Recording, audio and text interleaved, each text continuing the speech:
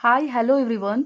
तो आज हम लोग डिस्कस करने वाले हैं JAC model question paper. JAC का जो मॉडल क्वेश्चन पेपर निकला है, ठीक है, क्लास 11th के लिए टर्म 2 एग्जाम का, उसका सेट 3 का सेक्शन सी आज हम लोग डिस्कस करने वाले हैं। ठीक है, प्रीवियस वीडियो में हम लोगों ने सेट 3 का section A and section B complete कर चुके हैं, सॉल्व कर चुके हैं। ठीक है, तो आज सेक्शन सी सॉल्व करने वाले हैं। सेक्शन सी में क्वेश्चन नंबर 15 है, 15A एंड 15B, 15 का बी भी है। ओके, 15A एंड 15 का बी है। तो फर्स्ट क्वेश्चन है 15A का, discuss the modes of vibration in an open organ pipe.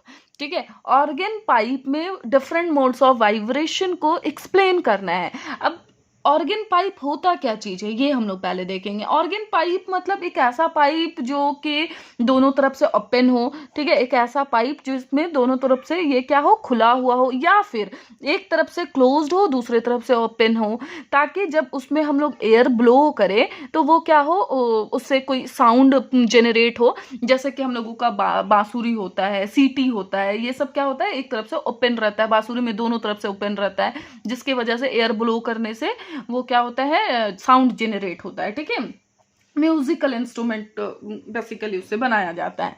अब उसमें वाइब्रेशन, डिफरेंट टाइप्स का वाइब्रेशन हो सकता है, वो डिपेंड करता है उसके लेंथ पर।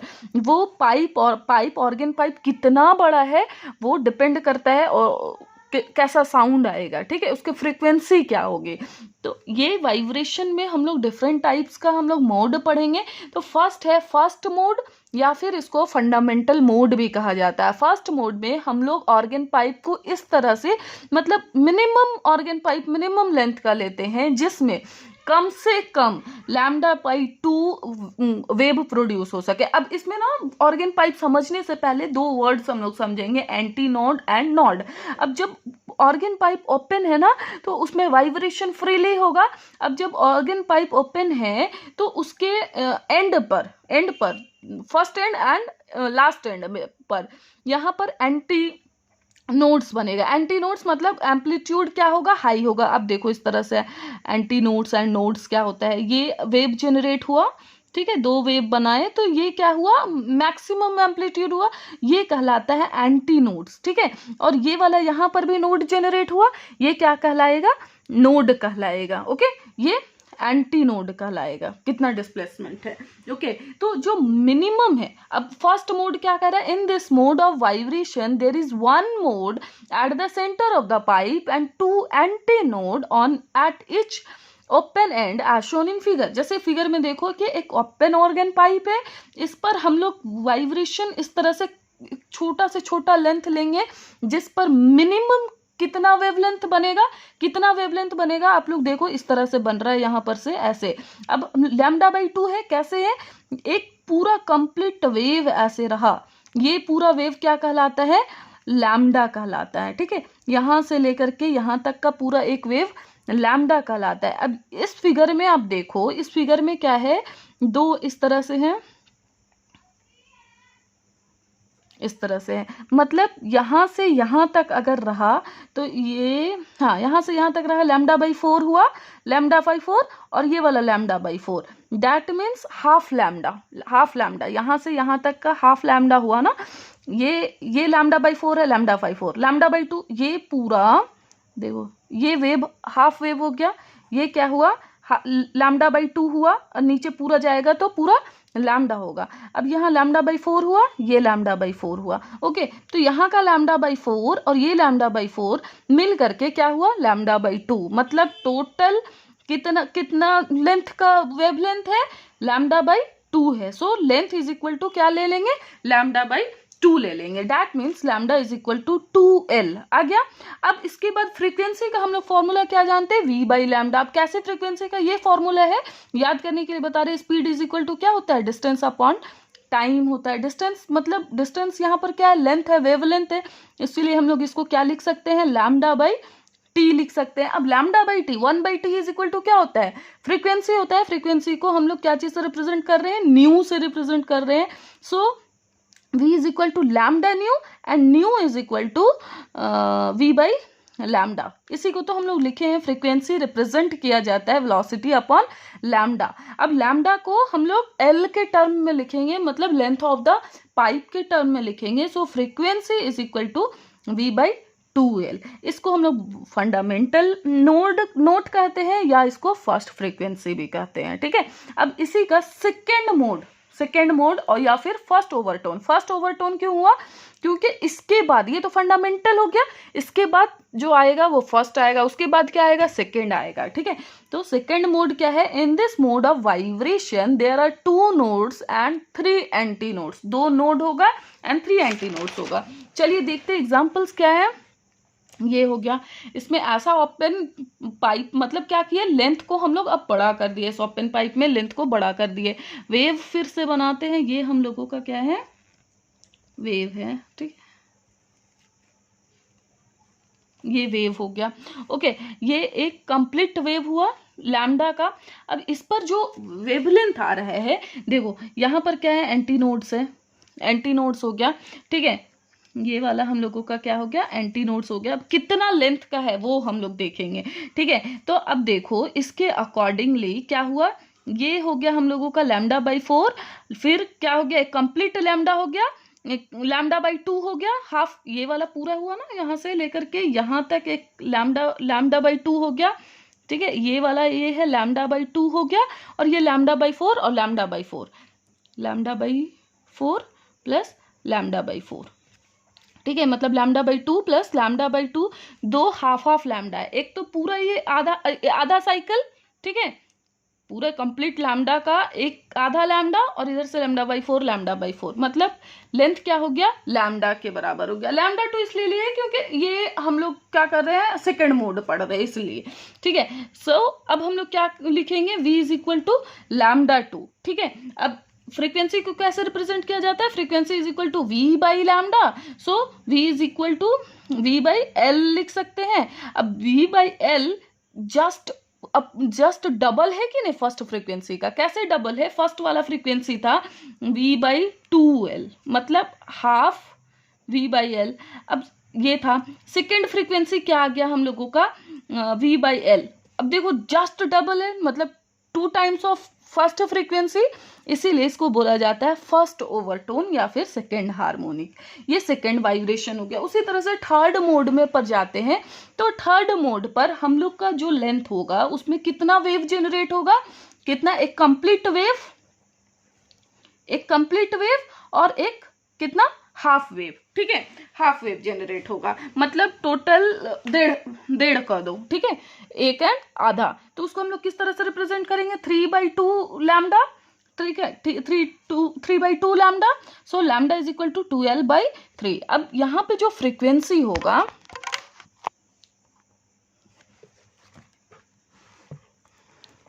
यहाँ पर जो फ्रीक्वेंसी होगा, ये देखो आप, यहाँ पे जो फ्रीक्वेंसी होगा v बाई लैम्डा, लैम्डा की जगह में l के टर्म में लिखेंगे, सो 3/2 L। अब यहाँ पर फर्स्ट फंडामेंटल फ्रीक्वेंसी से अगर कंपेयर करें तो जो फ्रीक्वेंसी 3 आया है, यहाँ पर जो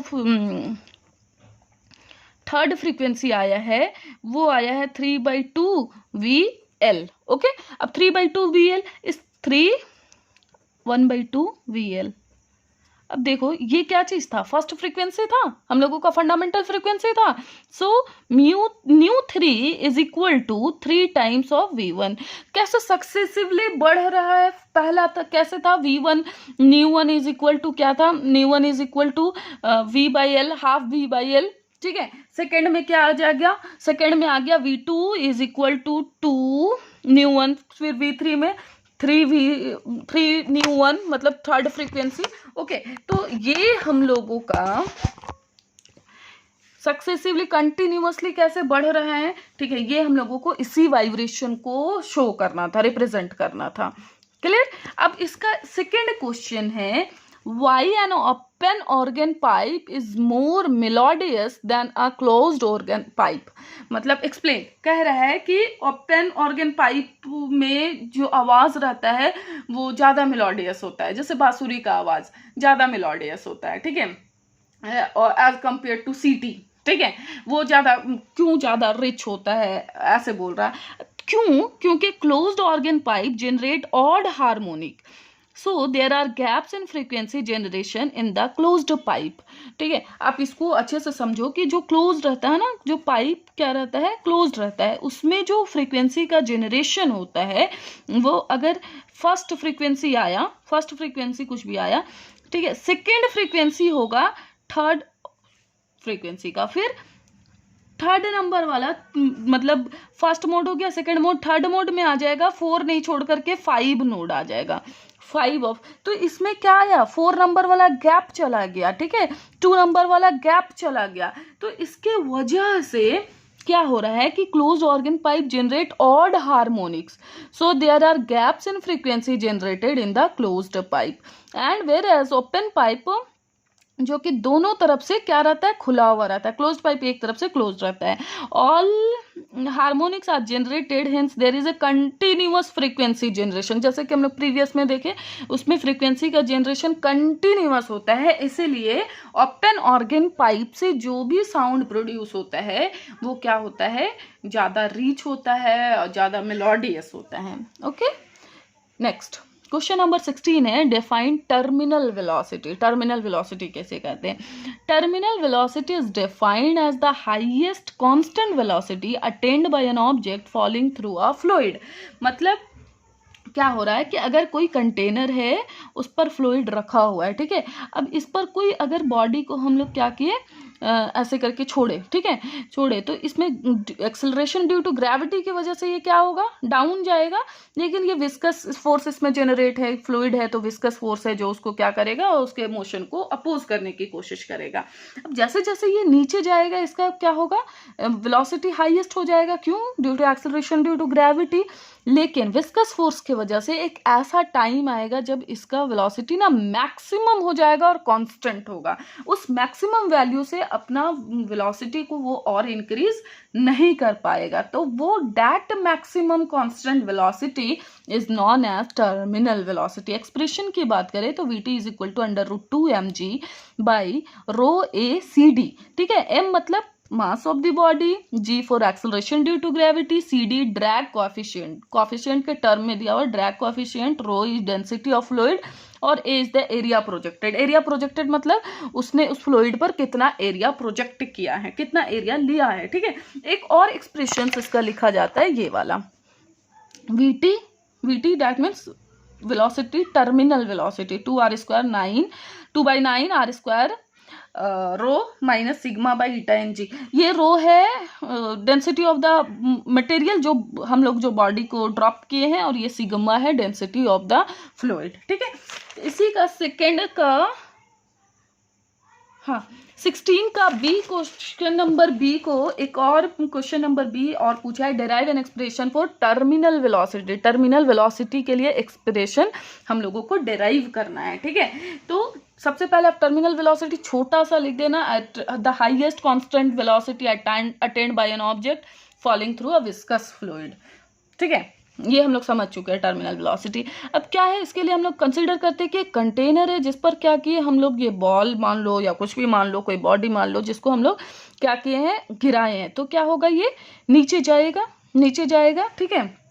इसका कंडीशन है कि कब नीचे फ्लोट करेगा, आर्किमिडीज प्रिंसिपल में आप लोग पढ़ चुके हो, ठीक है। तो अभी हम लोग समझते हैं कि क्या हो रहा है, वो नीचे जा रहा है। अब नीचे जा रहा है तो इस पर कौन कौन सा फोर्स वर्क कर रहा है, एक तो फोर्स नीचे इसके वेट की वजह से नीचे जाएगा, ठीक है, और जाते जाते इसका वेलोसिटी बढ़ते चला जाएगा, क्यों, due to acceleration due to gravity की वजह से। अब एक ऐसा पॉइंट आएगा जिस पर इसका वेलोसिटी मैक्सिमम हो जाएगा, उससे ज़्यादा वो अपने वेलोसिटी को इंक्रीज नहीं कर सकता है, ठीक है। अब इस पर कौन कौन सा फोर्स, वेट काम कर रहा है नीचे, weight is equal to mg, नीचे फोर्स काम कर रहा है, और दूसरा एक बायंट फोर्स काम कर रहा है। बायंट फोर्स मतलब क्या हो रहा है, आर्किमिडीज प्रिंसिपल से हम लोग जानते हैं कि जब कोई भी बॉडी फ्लूइड पर रहता है तो उस पर थ्रस्ट फोर्स लगता है, जिसको हम लोग बायंट फोर्स कहते हैं, और एक काम कर रहा है विस्कस फोर्स जो इसके रिलेटिव मोशन को अपोज कर रहा है, मतलब एक नीचे वेट और ऊपर में force of the buoyant force और दूसरा विस्कस फोर्स। यहाँ पर रो ना हम लोग इस बॉडी का डेंसिटी को लिए हैं, रो क्या लिए हैं, इस बॉडी का डेंसिटी लिए हैं, और सिग्मा लिए हैं इस फ्लूइड का डेंसिटी को सिग्मा लिए हैं, ठीक है। सो इसको लिखने का तरीका ये है कि अकॉर्डिंग टू स्टोक्स लॉ हम लोग क्या जानते हैं, विस्कस फोर्स कितना होता है, 6 पाई ईटा आर वी। ठीक है, अब टर्मिनल वेलोसिटी की बात कर रहे हैं, तो टर्मिनल वेलोसिटी में तो फोर्स बैलेंस होता है। एक सर्टेन कंडीशन में जब वो वेलोसिटी टर्मिनल वेलोसिटी में चेंज हो जाता है, मतलब मैक्सिमम वेलोसिटी अटेन कर लेता है, तो वो फोर्स क्या हो जाता है, बैलेंस हो जाता है। और बैलेंस फोर्स क्या होगा, विस्कस फोर्स, और buoyant force is equal to work. ठीक है, अब बॉयंट फोर्स का फॉर्मूला हम लोग कैसे लिखेंगे, buoyant force is equal to क्या होता है, बॉयंट फोर्स क्या होता है कि जितना वो डिस्प्लेस करता है, ठीक है, वो ये बॉडी बाहर में वाटर को जितना क्या किया, डिस्प्लेस किया, मतलब इसके इतना था, लेकिन जब इसमें ये डाला गया तो थोड़ा सा क्या हो गया, पानी को डिस्प्लेस कर दिया, मतलब उतना जगह वो क्या कर लिया, घेर लिया। ठीक है, तो उसको हम लोग बोलते हैं बॉयंट फोर्स। अब बॉयंट फोर्स क्या होता है, equal to weight of displaced liquid. ठीक है, वेट ऑफ डिस्प्लेस्ड लिक्विड। अब वेट कैसे निकालेंगे, mg करके निकालेंगे। ठीक है, m क्या हो जाएगा इसका, अब इसका m हो जाएगा v सिग्मा g। क्यों होगा, क्योंकि यहाँ का जो वाटर ये डिस्प्लेस किया, सपोज दैट ये वाटर डिस्प्लेस किया है, इस वाटर का क्या है, वाटर या फिर कोई भी फ्लूइड ले लेते हैं। ठीक है, इसका डेंसिटी क्या हो गया, सिग्मा हो गया। ठीक है, डेंसिटी इज इक्वल टू क्या जानते हैं, मास अपॉन वॉल्यूम जानते हैं। So mass is equal to sigma v होगा, mass is equal to sigma V, यही वाला दोनों टर्म हम लोग सिग्मा वी लिखे हैं मास के जगह में, और ये जी हो गया।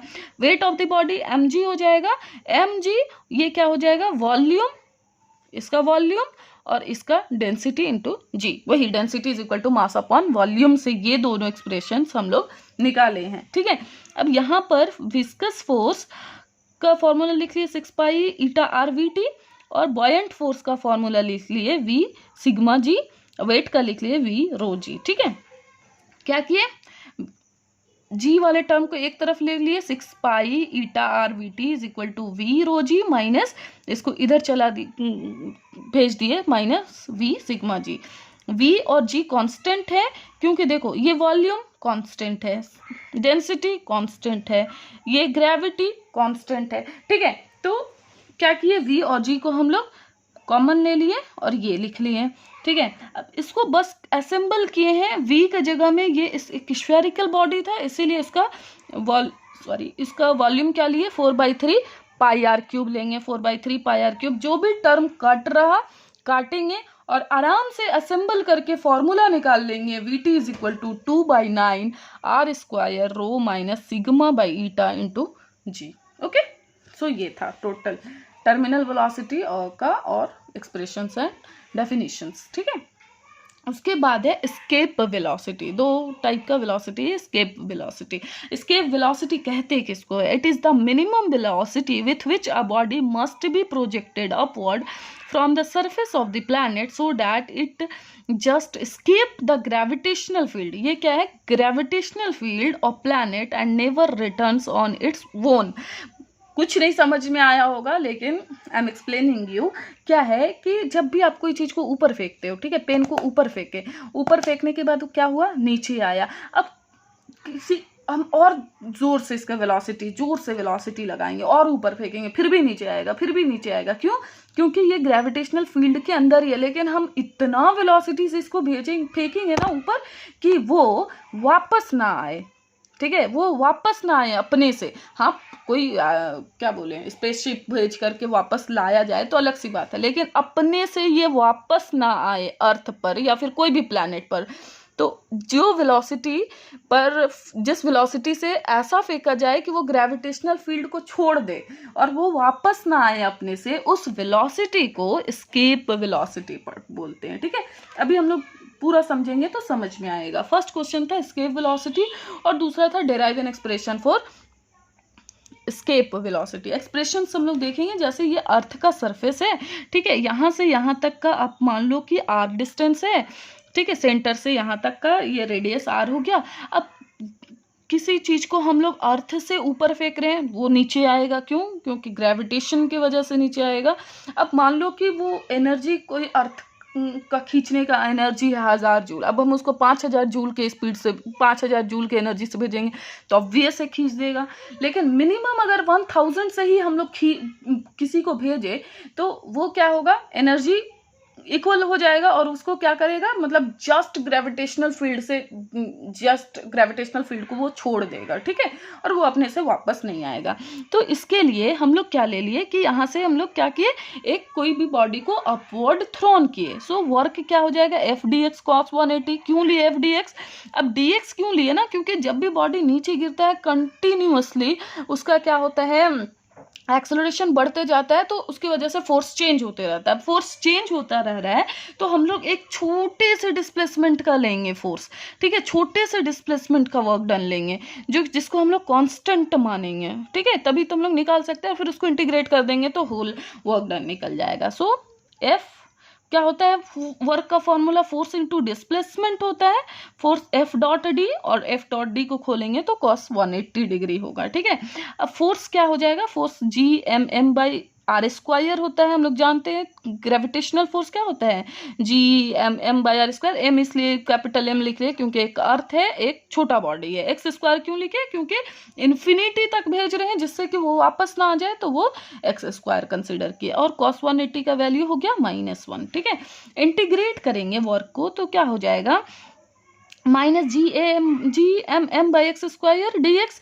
यहाँ पर जी भी कांस्टेंट है, एम भी कांस्टेंट है और स्मॉल एम भी कांस्टेंट है, इसीलिए ये बाहर निकलेगा, सिर्फ इंटीग्रेशन में 1 by x square d x होगा। अब इसका इंटीग्रेशन करना आप लोग देखो, इंटीग्रेशन आर इन्फिनिटी, क्योंकि इंटीग्रेशन आता है बच्चे फंसते हैं। 1 by x square d x, इसका इंटीग्रेशन करना है। इसको हम लोग क्या करेंगे, x to the power -2 d x r to, limit तो बाद में बैठाएंगे, पहले इंटीग्रेशन। अब एक फॉर्मूला होता है इंटीग्रेशन का, आप लोग देखना मैथमेटिक्स में इंटीग्रेशन डिफरेंशिएशन पढ़ना, ठीक है, ये फंडामेंटल्स आता है, हमेशा यूज होता है, ठीक है। X to the power n d x का फॉर्मूला होता है x to the power n+1 divided by n+1, ठीक है, ये फॉर्मूला होता है। तो उसके अकॉर्डिंग क्या हो गया, x to the power -2+1 n+1 और डिवाइडेड बाई -2+1, लिमिट हो जाएगा r to infinity. So x to the power -1 divided by -1, so -1 x का पावर -1 है तो -1 बाई एक्स लिख सकते हैं, इन्फिनिटी इंटू आर लिख दिए, ओके। अब इसके बाद देखो -1 बाई इन्फिनिटी -1 बाई आर। एक बार पहले सबसे अपर लिमिट को बैठाते हैं, उसके बाद लोअर लिमिट को। एक्स है तो इन्फिनिटी एक्स के जगह में, और आर है लोअर लिमिट तो आर एक्स के जगह में। अब 1 बाई इन्फिनिटी तो होता है हम लोगों का 0, सो 1 बाई इन्फिनिटी क्या हो गया, 0 हो गया, 1 by r. So work done, total work done क्या आया, -GMM बाई आर, ठीक है, ये आ गया हम लोगों का। अब कितना एनर्जी होना चाहिए, फेंकेंगे तो कुछ तो काइनेटिक एनर्जी होगा, वो इक्वल होगा इस वर्क डन के बराबर, तभी तो वो स्केप करेगा, तब तो वो वापस नहीं आएगा, ओके। सो 1/2 mv², ये v वेलोसिटी ऑफ स्केप, ठीक है, GMM by r, MM cancel हुआ, so v is equal to 2GM by r. ये g क्या है, ग्रेविटेशनल कांस्टेंट है, मास ऑफ द प्लैनेट है, चाहे वो अर्थ हो चाहे कोई दूसरा प्लैनेट हो, ये r है रेडियस ऑफ द अर्थ या फिर कोई भी अनदर प्लैनेट। जब इसमें सारे कांस्टेंट का वैल्यू रखते हैं ना, तो इसके वेलोसिटी लगभग अप्रोक्सीमेटली 11.2 किलोमीटर पर सेकेंड आता है। मतलब आप 11.2 किलोमीटर पर सेकेंड के हिसाब से अगर किसी को अपवर्ड थ्रोन करते हो तो वो हमारा ग्रेविटेशनल फील्ड छोड़ देता है, ओके। चलिए, ये था क्वेश्चन नंबर 18 है, derive an expression for acceleration of an object describing simple harmonic motion. Simple harmonic motion में कोई बॉडी का एक्सेलरेशन निकालना होता है, ठीक है। अब सिंपल हार्मोनिक मोशन क्या होता है कि कोई बॉडी क्या हो, इस तरह से ऑसिलेट कर रहा हो, जैसे पेंडुलम, घड़ी का पेंडुलम ये हो रहा है, ठीक है। तो उसके डिस्प्लेसमेंट को रिप्रेजेंट किया जाता है A sin ओमेगा टी से, ठीक है। अब इसको हम लोग चेन बाय चेन रूल से हम लोग डायरेक्ट एक्सेलरेशन निकालेंगे, ठीक है। पहले एक्सेलरेशन निकालने के लिए पहले हम लोगों को वेलोसिटी निकालना पड़ेगा। So velocity is equal to क्या होगा, डिस्प्लेसमेंट का डिफरेंट डेरिवेटिव होता है velocity, so dy by dt। अब क्या है, d बाई dt, y के जगह में क्या है, A sin ओमेगा टी। एक तो एक कांस्टेंट है, निकल गया d sin ओमेगा टी, इसको by dt।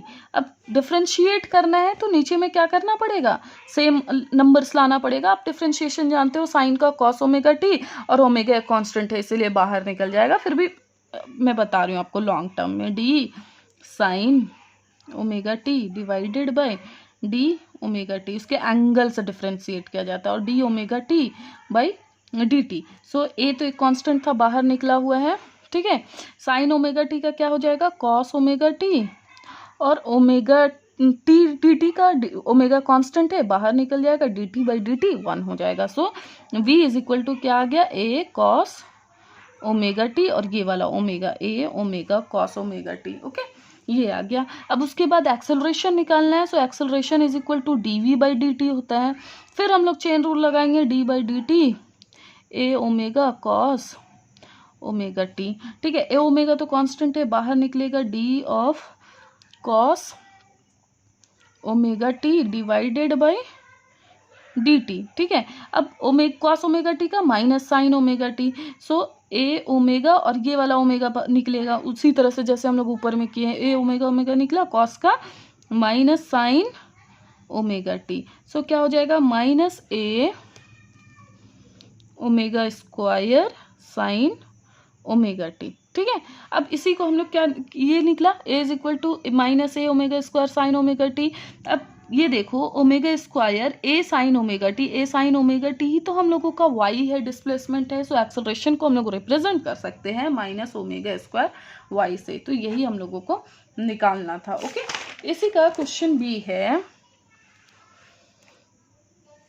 State force law of simple harmonic motion. Simple harmonic motion के लिए फोर्स निकालना है, तो force is equal to mass into acceleration होता है, ठीक है। मास का वैल्यू m लिख लिए, और a का वैल्यू हम लोगों को यहाँ से निकला माइनस ए, ये वाला माइनस ओमेगा स्क्वायर y, ठीक है, t, तो ये लिख लिए। So F T is equal to क्या हो जाएगा, के वाई टी, जहाँ के मान लिए हम लोग, m ओमेगा स्क्वायर को क्या मान लिए हैं, के मान लिए हैं, सो ये आ जाएगा फॉर्मूला। तो ये फॉर्मूला हम लोगों का रिप्रेजेंट करता है force law of simple harmonic motion, got it. और इसमें फोर्स नेगेटिव क्यों है, क्योंकि अगर फोर्स जिधर लगाते हैं ना डिस्प्लेसमेंट उसके अपोजिट होता है। जैसे ये बॉब है यहाँ पर रखा हुआ है, इसमें फोर्स इधर खींचेंगे तो डिस्प्लेसमेंट किधर होगा, इधर होगा, फोर्स इधर लगाएंगे displacement different side opposite side होगा, इसलिए इसमें हाँ यहाँ पर क्या लगता है, माइनस लगता है, ओके। क्वेश्चन नंबर 19 है, डिफाइन टेम्परेचर, ठीक है। टेम्परेचर डिफाइन करना है, तो it is a measure of the average kinetic energy of the particle in an object. ये क्या है, टेम्परेचर क्या चीज मेजर करता है, काइनेटिक एनर्जी मेजर करता है। अगर टेम्परेचर बढ़ाएंगे तो काइनेटिक एनर्जी बढ़ जाता है ना। अब देखो ना, पानी गर्म कर रहे हो, ठीक है, टेम्परेचर बढ़ा देते हो, गैस का फ्लेम ज़्यादा कर देते हो, तो उसके मॉलिक्यूल्स इधर उधर भागने लगते हैं ना, ज़्यादा वो वाइब्रेटिंग बन जाते हैं। तो क्या बोल रहा है, it is a measure of the average kinetic energy of the particles in an object. अब टेम्परेचर को क्या चीज़ से मेजर किया जाता है, टेम्परेचर को यूनिट क्या है, तो the unit for temperature is kelvin, ये भी लिख सकते हो आप, ठीक है। क्वेश्चन नंबर 19 का भी है, state and prove the zeroth law of thermodynamics. Zeroth law of thermodynamics क्या होता है, तो देखो, the zeroth law of thermodynamics state that if two bodies are each in thermal equilibrium with some third body then they are also in equilibrium with each other. मतलब क्या हो रहा है कि अगर ए बॉडी है, बी बॉडी है, वो सी से इक्विलिब्रियम है, ए सी से इक्विलिब्रियम है, बी सी से इक्विलिब्रियम है, तो इट मस्ट बी कि ए और बी दोनों में इक्विलिब्रियम हो, ठीक है, ठीक है, इक्विलिब्रियम हो, ओके। तो ये था इसका। और 19 का C, right any one statement of the second law of thermodynamics. Second law of thermodynamics का कोई स्टेटमेंट लिखना है, तो सबसे आसान वाला स्टेटमेंट ये है, the second law of thermodynamics states that heat energy can not transfer from a body at lower temperature to a body at higher temperature without the addition of energy. कोई एक लोअर टेम्परेचर है, ठीक है, उसके contact में higher temperature वाला रख लिए, तो टेम्परेचर क्या होगा, हीट एनर्जी कहाँ से ट्रांसफर होगा, मैक्सिमम जिसमें ज़्यादा है उससे लो वाले की तरफ ट्रांसफर होगा। ये नहीं कि लो से हाई की तरफ ट्रांसफर होगा, हमेशा हीट एनर्जी ट्रांसफर कहाँ से कहाँ करता है, from higher temperature to lower temperature. So that's all about for set 3। इसके बाद हम लोग सेट 2 का सेक्शन सी करेंगे। बाकी इससे पहले हम लोग सारे सेक्शंस कर चुके हैं, डिटेल्ड वे में देख चुके हैं, ठीक है। एक बचा हुआ है जो हम लोग नेक्स्ट क्लास में करेंगे। So it's okay.